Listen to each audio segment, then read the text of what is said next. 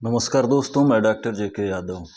दोस्तों, आज हम बात करेंगे एक ऐसी परेशानी, एक ऐसी बीमारी जिसका कोई प्रॉपर जांच नहीं है, किसी भी जांच में वो आता नहीं है। नाम है इरिटेबल बाउल सिंड्रोम। शॉर्ट में इसको IBS कहते हैं। दोस्तों, जिस भी व्यक्ति को यह इरिटेबल बाउल सिंड्रोम होता है तो मुख्य तरह से 2-3 परेशानियां होती हैं जिसको हम देखते हैं। पहला है कि बहुत ज़्यादा जो है बार बार दस्त लगती है। यह दस्त जो है क्रोनिक डायरिया इसको हम कह सकते हैं, क्योंकि यह काफ़ी दिनों तक चलता रहता है, महीनों महीनों तक चलता रहता है। तो पहला दिक्कत यह होता है। और दूसरा दिक्कत होता है कि बहुत भयंकर कब्ज भी हो सकती है, जिसको कॉन्स्टिपेशंस कहते हैं। और तीसरा ये है कि ये दोनों हो सकता है, कॉन्स्टिपेशंस भी हो सकता है और कब्ज भी हो सकता है। कभी कब्ज होगा, कभी कॉन्स्टिपेशन होगा। तो चलिए जानते हैं कि जब इसका कोई प्रॉपर जांच नहीं है तो कैसे हम जानते हैं इसको कि हाँ, ये इरिटेबल बाउल सिंड्रोम है। इसको पहचानते कैसे हैं? तो जब भी हम देखते हैं किसी पेशेंट को बहुत बार बार डायरिया या जब परेशानी होती है, तो उसका सही कारण जो है जानने के लिए हम तरह तरह के कुछ जांचेस कराते हैं। जैसे ब्लड का टेस्ट हो गया, अल्ट्रासाउंड हो गया, इंडोस्कोपिक हो गई, या ERCP हो गई, कोलोनोस्कोपिक हो गई। ये तमाम तरह के जांच जो है हम डायरिया का कारण जानने के लिए कराते हैं। अब ये सारे जांचेस कराने के बाद अगर इसमें कोई कारण नहीं मिलता है, कोई दिक्कत परेशानी नहीं मिलती है, सारा जांच जो है नॉर्मल मिलता है हमको, तो अब इसका कारण हम लोग जो है डायरिया का IBS मान लेते हैं, इरिटेबल बाउल सिंड्रोम जिसको कहते हैं। अब यह क्यों होता है, अब इसको जानने के लिए हम जानेंगे कि जब भी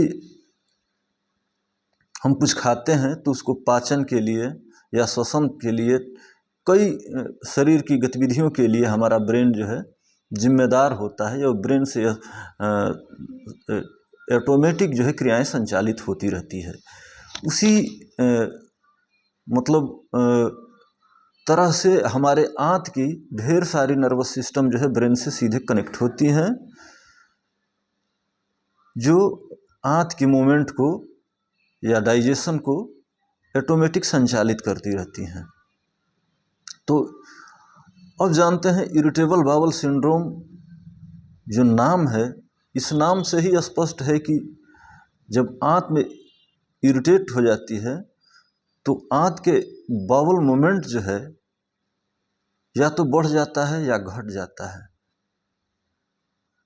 तो अब बढ़ जाने की स्थिति में जब हम भोजन लेते हैं तो भोजन हमारे छोटी आंत में पचने के लिए बहुत काफ़ी समय तक रहता है, तभी सही तरीके से डाइजेस्ट हो पाता है।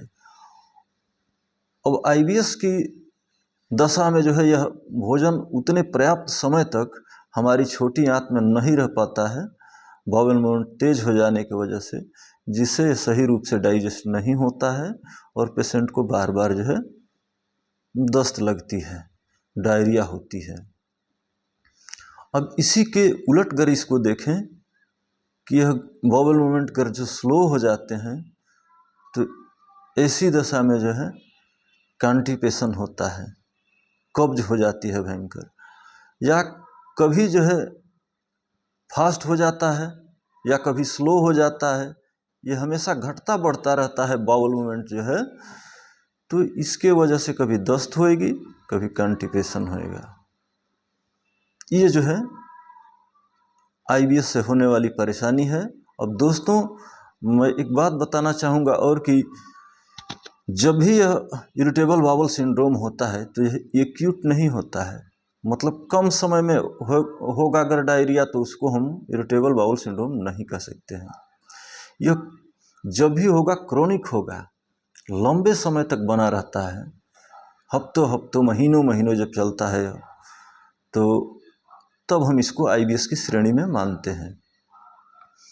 अब इसके वजह से जो है कोई खास तरह से डैमेज से परमानेंट डैमेज नहीं करता है। क्वालिटी ऑफ लाइफ जो है थोड़ा इससे डिस्टर्ब होती है, जिसको दैनिक जीवन में हम दिनचर्या अपनी कहें तो ये बार बार दस्त लगने के वजह से या कॉन्स्टिपेशन के वजह से ये प्रभावित हो सकती है। लेकिन ऐसा नहीं है कि हाँ बहुत लंबे समय तक इरिटेबल बाउल सिंड्रोम की वजह से दस्त लग रही है तो आपके आंतों में कोई दिक्कत हो जाए या कैंसर डेवलप होने लगे या अल्सरेटिव कोलाइटिस हो जाए, इस तरह की कोई बीमारी जो है नहीं होती है। अब जिन पेशेंट को अगर बार बार दस्त हो रही है और उस दस्त के साथ बहुत ज़्यादा मात्रा में खून आ रहा है तो यह इरिटेबल बाउल सिंड्रोम नहीं हो सकता है। इसकी वजह जो है कुछ और हो सकती है। तो निश्चित तौर पे हम मान के चलते हैं कि जब भी इरिटेबल बाउल सिंड्रोम होता है तो ये कॉन्स्टिपेशंस, डायरिया या डायरिया कॉन्स्टिपेशंस दोनों इस स्थिति के साथ साथ पेट में थोड़ा पेट का फूलना या पेट में हल्का फुल्का दर्द हो जाना, यह स्वाभाविक बात होती है। ये हो सकता है इरिटेबल बाउल सिंड्रोम होने की दशा में। अब इसको कैसे ठीक करेंगे, इसको जानने के लिए हम फिर अगले वीडियो में नेक्स्ट बात करेंगे।